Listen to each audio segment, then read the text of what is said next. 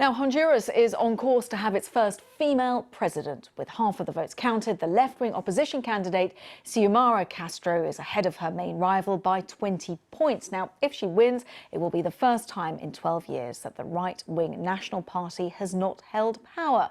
The BBC's Central America correspondent Will Grant reports. Buenas noches. Ganamos. We won, Ziyomara Castro told her jubilant supporters, words they've longed to hear for 12 years.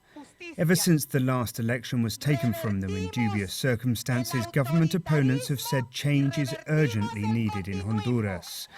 With the former First Lady pronouncing herself as president-elect, it appears they've finally achieved it. Vamos por una democracia directa.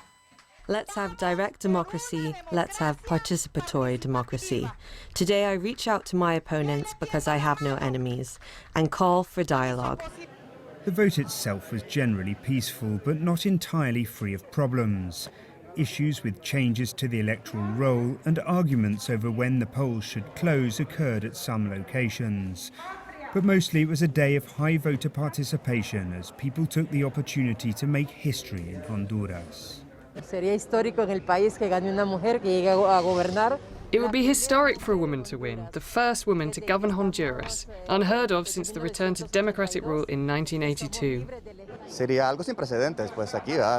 It would be something unprecedented here in this country, this society where there is a lot of sexism.